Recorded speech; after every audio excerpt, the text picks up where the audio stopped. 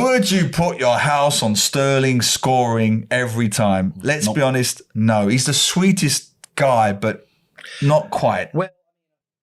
Hello and welcome to the latest episode of the Global Award nominated Yahoo Footballing Weekly with me, Yahoo columnist Neil Humphreys. And me, Yahoo editor Chia, and we have our Yahoo colleague Matt with us. Hi. And thanks, look at that Brisbane Roar jersey. Brisbane Roar, thanks for having me back. No. Die-hard Brisbane Roar fan, Ange Postecoglou fan, Socceroos fan. Did I miss anything? Well, this Chelsea fan. If you're watching this jersey is, it's a collector's item. This is the first title that Ange Postecoglou won with Brisbane Roar way back in 2011, which was part of his famous 36-game Spurs unbeaten fans will be streak. coming to us. It's not for sale, except for the very right price. But no, it's a prized possession for sure. But it's a nice jersey, isn't it? I actually generally like it. The maroon and orange is a little bit controversial, but But maroon are the colours of Brisbane, no?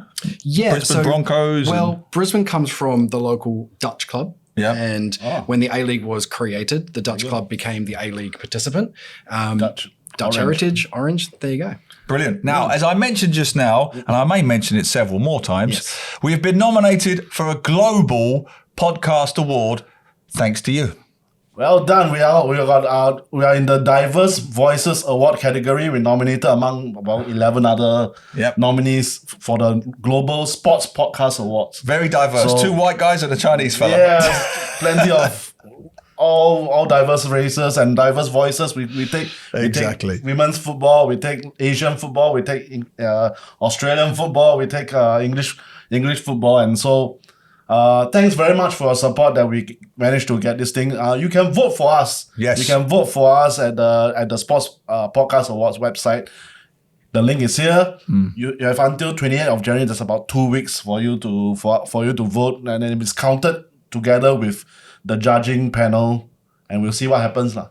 But in all seriousness, Han Keong is right. It's because of the diversity of your voices, not our voices. The fact that it's such an interactive podcast. We feed off your comments and feedback and questions every week. So you are literally the reason we got nominated. So thank you. Now just vote. Get on there and vote. It'll be my second, I thought about this, it'll be my second global football award. No way. Yeah, sort of. Do you know what my first was? I have no idea. I was the 442 Novel of the Year.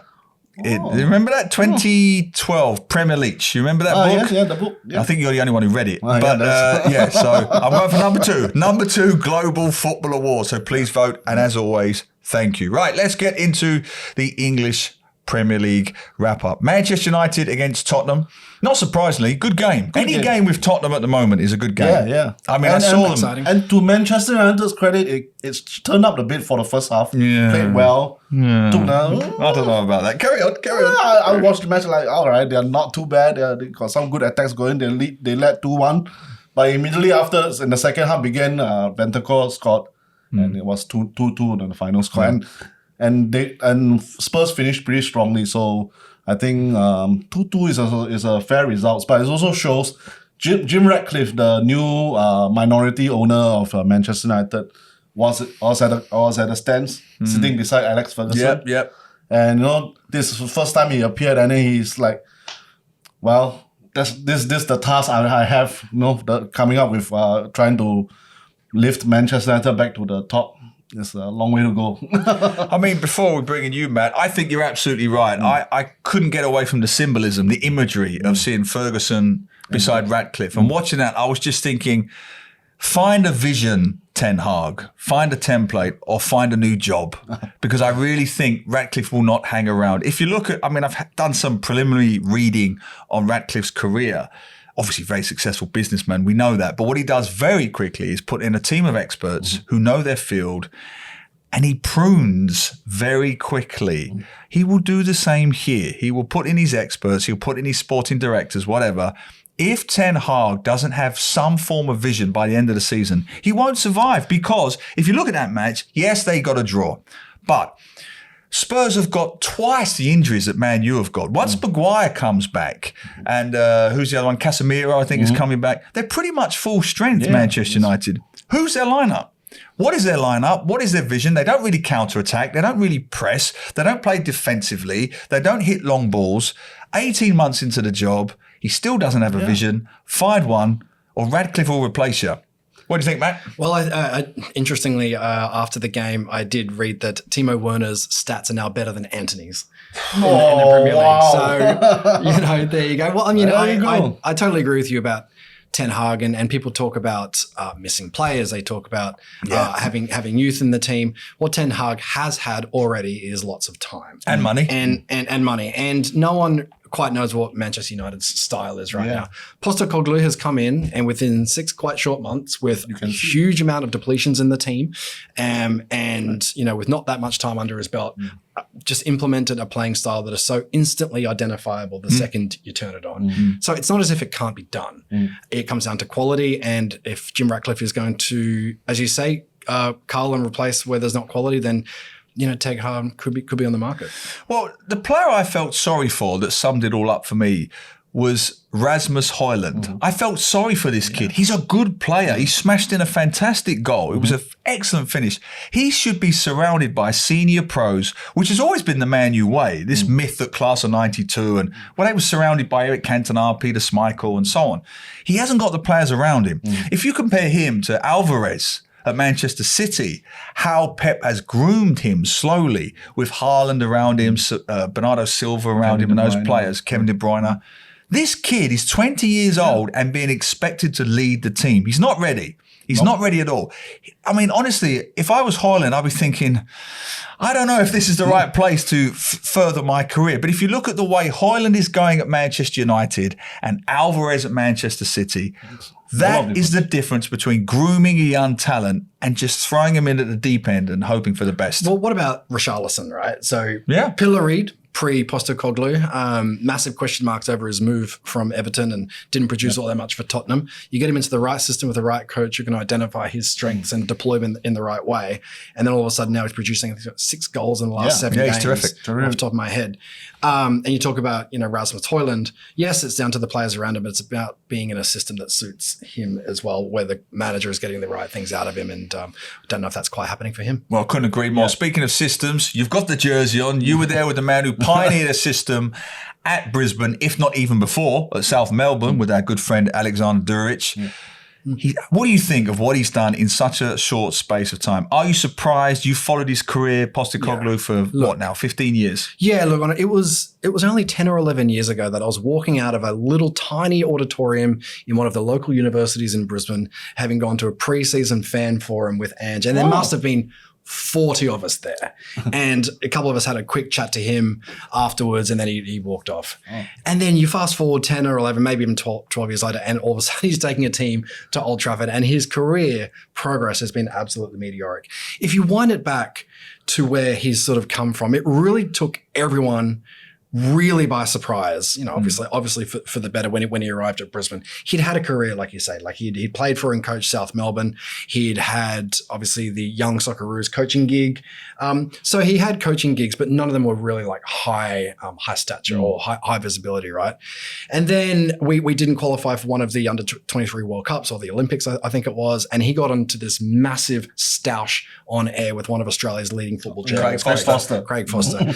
Look it up on YouTube. Ange Postecoglou versus Craig Foster. It's worth watching. It's the best 8 minutes of YouTube you're ever going to watch. And that was honestly the last time people saw Ange Postecoglou for a long, long time. He then popped up on Fox Sports doing some punditry. And I used to watch it. And then Brisbane Roar hired him as a coach. And all, myself and my fellow Raw fans at the time were like, well, we know this guy's sort of background, but we kind of know him as a commentator. Can he coach? And then I remember going to the first game of the next season. It was against Gold Coast United. It was a 0-0. But instantly, within the first 20 minutes, we thought, wow, this team is different. And even the Gold Coast coach after the game, I remember, said, Brisbane Roar can play some football, huh? And then we went on a 36-game unbeaten run. We won back-to-back championships. He went to Melbourne. He went to Japan. He went to Scotland. And now he's at Tottenham. So, what's changed with Ange over time? I don't know. Obviously, tactically, everyone's going to evolve and progress as time goes on. But what I've been so impressed with Ange about is how he's continued to just add more tools to his toolbox and put more stuff into his war chest. Everywhere he's gone, people have doubted him. We doubted him at Brisbane. Went up to the national team in Australia. We kind of doubted whether or not his club capabilities could translate to the national team. He won the Asian Cup, qualified us for the World Cup. Went to Japan, doesn't speak the language, did everything through an interpreter. Won Yokohama's first title in 20, 30 years, I believe it was. Went to Scotland. Wow, that's a different step up. Surely he's not going to survive up there. Won 7 trophies or whatever it was, or 6 trophies in 2 years with Celtic. And now he's proving all the doubters wrong again at Tottenham. He just continues to add to his war chest. And you're spot on about the doubters. I've had it with the doubters at Tottenham, the cynics. Yeah. I was hearing last week, I think it was Roy Keane and 1 or 2 others. Tottenham, they're still vulnerable defensively. Is it Porro? He's great going forward, but it leaves gaps at the back. How short are the memories of these Ange critics at Tottenham? Because they were shipping goals last season. The difference was they were crap last season. They were terrible to watch. They put a glass eye to sleep. They were so dull. They were so one-dimensional. They were so defensive and under Conte. You always get goals with Spurs. Most of the time. They score more than they concede. Most of the time. Not always. They're going to make mistakes. They're going to concede soft goals. I am enjoying watching every single Spurs match at the moment. Like I said, I went to the Tottenham Stadium over the holidays. I saw them beat Bournemouth 3-1. It was a terrific match from start to finish. I don't get the negative cynicism with regards to Ange. If you don't like it, if you're struggling with the gaps at the back, go and play chess. Just go and play chess. We used to have a thing back in when he was coaching our Brisbane Roar team that we knew we were going to concede. So can we just concede early, please, so that we can mount our comeback? And so, Ange's thing has always been to score more than the opposition. And it continues to be his sort of driving factor these days as well. Well, speaking of scoring more than the opposition, Manchester City did just that. They keep doing this. Against Newcastle United. And I'm going to say this right now. Oh, no. You all, and him especially, Yes. What did I say? What did I say? I've been a broken record. What did I say? Kevin De Bruyne will come back. Kevin De Bruyne will come back and he will do what he's doing now. And I'll put my hand up and say he won't. I have doubts that Kevin De Bruyne will be coming back from this current injury as good as before. And in fairness to you, it was a serious injury. It was a serious injury. And he comes back, scores a goal, creates another one, creates the winner, by the way, last-minute winner against Newcastle. And that was the key, because in the post-match interview, he said he got more pleasure from the assist from the goal. And that's important because, for 2 reasons. That assist was extraordinary. Wonderful. I mean, the pass was out of this world. How many people in the EPL, maybe Trent Alexander-Arnold, 1 or 2 others, could make a pass like that? I don't think even Trent absolutely could do it. extraordinary. No, I don't think so. So my thing now is, it's down to your boys. I really believe this. Someone asked me yesterday, can Liverpool win the title? They can, but they probably won't. It's up to Liverpool. And purely Liverpool, I believe, to stop this title race from becoming a procession now, already. Forget the points difference. Kevin De Bruyne is back. He only needs half an hour, 40-minute cameos. He will do enough. He will find enough of those passes for Alvarez and the others to kill anybody off. If Haaland comes back and reaches any semblance of full fitness, with Kevin De Bruyne behind him, it's over. It's like the start of last season when Haaland just couldn't stop scoring. It will be the same thing. It's up to your boys. To me, it's up to Liverpool. I don't see anybody else getting close now. Even I'm like, we are 2 points ahead right now, but Trent is currently injured. Trent Alexander-Arnold is currently injured. So against Bournemouth, Salah's away. Yeah, Salah's away, and those getting back, just as it's getting to good form, he's away as well. So there are a lot of uncertainties. I wouldn't say problems, but uncertainties that's going to happen in the next couple of weeks. And if Liverpool could weather these uncertainties, then we might see some kind of a tight title race going on. I mean, a simple analogy to make, Matt, was you looked at Newcastle, they were dead on their feet. And there's no panic at Newcastle. If anything, they probably overachieved last season. So they're probably levelling off to where their real talent level is. But still, towards the end of the game, it was close. It was a draw. You could see both teams were tiring. Newcastle had nobody to bring on, really, and they had Kevin De Bruyne. That's the difference. I mean, the depth is scary. You could probably field 3 Manchester City 11s, and they put up a pretty good fight against most teams in the Premier League. So the fact that, De Bruyne is coming back and potentially Haaland coming back, which would be great for my fantasy team, by the way, puts them in a pretty strong place for the run-in. Newcastle are an interesting one. They've obviously been bought by the Saudi investment fund, recently in the last couple of years, but we haven't seen the large-scale investment into players that we might have expected. It's been, I don't know, it's been quite calm, hasn't it? It's been quite quiet. And, you can't expect them to compete unless you're seriously adding some squad depth around it. I mean, when they played Tottenham, a couple of weeks ago, they were just dead. They were just completely dead on their feet. Just as a thought, because we just heard news that Mourinho has been sacked by Roma. Do you think Newcastle will go for Mourinho? No. And I tell you why they won't, because you touched on a good point there. I said this last week and I'll say it again. It's in the news today that Nottingham Forest could be next with financial fair play. You can't do it. And credit to Newcastle, I think 2 reasons. They wanted to do the right thing with regard to financial fair play. Also because they know what a PR hot potato Saudi ownership is. So the last thing they need is to get caught up in legal entanglements. You're going to see more teams panicking about financial fair play after Everton this season. Forest is happening now. Who knows what could happen next? And that's why this transfer window, it's easy to say Arsenal need a 100 million striker and Man U need this. They've got to get players off their books first, or they're not going to balance financial fair play. But let us know what you think. Send all your comments to Yahoo Southeast Asia on YouTube, Yahoo SG, Yahoo_MY on Twitter, and Yahoo SEA on TikTok. Now, I'm very disappointed with his mob, Chelsea, because you brought the comedy. All right, for the first couple of months of the season, you brought the comedy. Chelsea was always the go-to team for the comedy. Couldn't win a raffle, couldn't keep the same 11 players on the pitch. It was brilliant. Now you're starting winning games. I don't like it anymore. What's going on at Chelsea? Yeah, I mean, we're sort of scraping over the line, though, aren't we? We're not really putting our imprint on. Talking about Manchester United, I think some of the similarities are so consistent with Chelsea as well. I mean, Pochettino has had time, and I'm sorry, but I'm going to come back to it again, the Postecoglou effect. The fact that it is possible to put an imprint on a team, and no matter what your cattle is, you can shape and mold players in a way that's going to, deliver the formation and the strategy that you want to play with. Pochettino hasn't made things better. I agree. How are things getting better? I mean, Nicholas Jackson still can't hit a barn door. Nope. Our midfielders is completely non-existent, Conor Gallagher notwithstanding, but the word is he might be on his way out to satisfy some financial fair play regulations as well. If that happens, that's a disaster for Chelsea. We have a 38-year-old centre-back who's still playing pretty well, but he's still 38 years old. I just don't know what Pochettino's strategy is, and we still can't see any signs of how he wants to play as a team. Spent $1 billion in the transfer window, and it's really yielded us not much. So he's been given the blessing of time.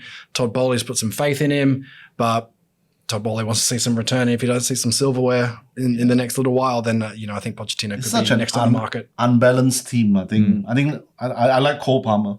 Yeah. I mean, that's the one that has been a great buy. Yeah. Cole Palmer has been fantastic for Chelsea. Yeah. But the whole team is made up of such talented but inexperienced people. Yeah. Only Thiago is anywhere near being a veteran.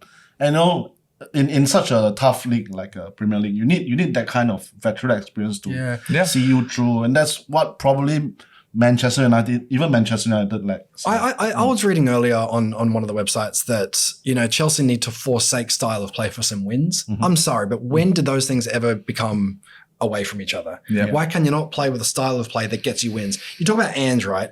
Ange is actually not about playing with a style of play. He wants to win. Of course. He just believes that his style of play is going to win him more games. And to be honest, it's true.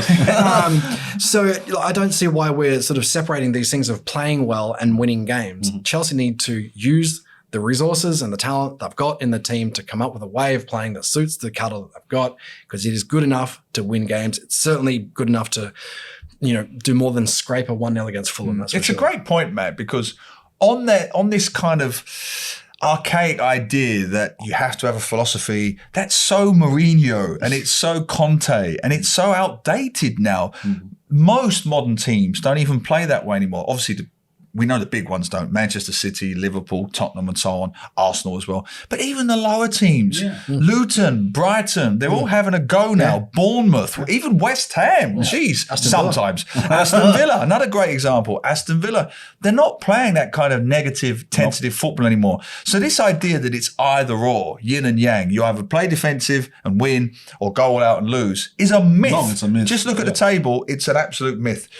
And I agree. My issue with Chelsea is, I know they've got Chilwell coming back and one or two others, but it's still up front, isn't it? It's the Arsenal story again. You know, I mean, Raheem Sterling, I love Raheem Sterling. I've written dozens of columns about him over the years. I don't like the abuse he's had over the years. I think he's an honest footballer, but when he's one-on-one or through on goal, there's a little bit of Mikel Antonio about him. You know, will you put your house on Darwin Núñez? Well, him as well. Would you put your house on Sterling scoring every time? Let's be honest, no. He's the sweetest guy, but not quite. Well, I mean, I think Pochettino wanted Nkunku to turn out a little bit better than what he has. I remember watching Nkunku when he was playing for one of the Red Bull teams against Celtic when Andrew coaching Celtic in the Champions League, and he was on fire. He was honestly just shredding them up. And then when Chelsea bought him, I was very excited. I thought this is going to be great. Then next thing was preseason, got a knee injury. He was out, played one game. Now he's got a hip injury, and he's out again. It's a bit of a head scratcher. So what's going on? It must be frustrating, but at the same time, he's not our only striker, or at least he shouldn't be our only striker. So you can't have a billion bucks spent and rely on one guy. You can't have Sterling and then have Jackson. And then both can't. Doesn't work. To answer your question, I put more money on Sterling than I would on Jackson to finish that one. He's a weird one, Jackson. He's a weird one. I agree with that. All right, let's get on to the big games this weekend. We've got Bournemouth against Liverpool. We've got Arsenal against Crystal Palace. Let's start with Bournemouth-Liverpool. Your mob. We haven't mentioned Liverpool this week. Yeah, because they haven't been playing. But anyway, I think this should be a game on paper. We should be winning. But we are without Salah. We are without Alexander-Arnold. We're without Endo.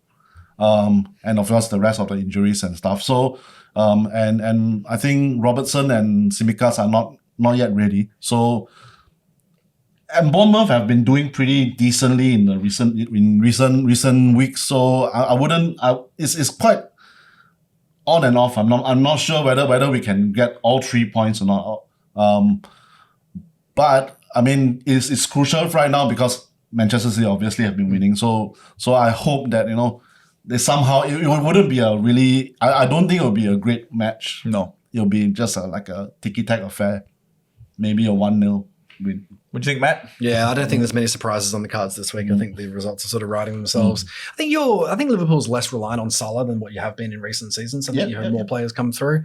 I believe he's still scoring goals, but he's sort of producing less than what he was. And I think Klopp's done a pretty good job of revitalizing the squad, unfortunately, because I hate Liverpool. But I think, I would fully expect you to have a win on the weekend. Yeah. But we've got to see some goals from our boy at some point, Núñez. I mean, I like him. He's an honest trier. We can't keep saying the same things week after week. He's got to start bloody scoring some goals. He was really unlucky in the last match. But how unlucky can one guy be? I'm going to start singing in a minute. But it's time come on, just school your leg a bit, go the other way, whatever. But Arsenal, I think they got a good chance. They were in a bad run just before this small mini winter break, and now against Crystal Palace, I think they got a chance to really end that kind of bad spell and maybe get a good 2-0, 3-0 win and maybe press on. Arsenal. What do you think? Yeah, I think this is where we need Arsenal's senior players to step up. I think you need the likes of Declan Rice to show some leadership. I think Arsenal have a young squad. They've got a lot of experience for a young squad, but when you go on a bit of an unlucky run, a few draws, a couple of losses, then the mental barriers start to come in. And if you go a goal down during a match, do you have that mental strength? Yeah, this is the much crucial match for Arsenal. I agree with what you've both said, and for that reason, I think a draw. I still think Arsenal. I know I've been quite critical of Arsenal all season. I just don't think there's enough there. I just don't think there's enough in that team to win anything. I want to be wrong, I do, but I think a 1-1 draw. Maybe Arsenal sneaky, but I'll stick with the 1-1 draw. Arsenal Palace. As always, what do you think? What are your predictions? Send all of your comments to Yahoo Southeast Asia on YouTube, Yahoo SG, Yahoo_MY on Twitter, and Yahoo SEA on TikTok. There you go. And thanks, Matt, for coming on. My pleasure. Thank you very much for having me. Good luck with Big Ange. Stay with us for part 2 because Matt will be coming back, this time in his Socceroos hats. Have you got a jersey or are you sticking do, with? I do. Oh, you see, you've got to come back for the jersey. So we'll be back in part 2 to talk Socceroos and Asian Cup and who we think are going to win the Asian Cup. And we might just mention void deck football Again. in Singapore again because it's gone viral again. So do stay with us and see you all in part 2. Yep. Take care.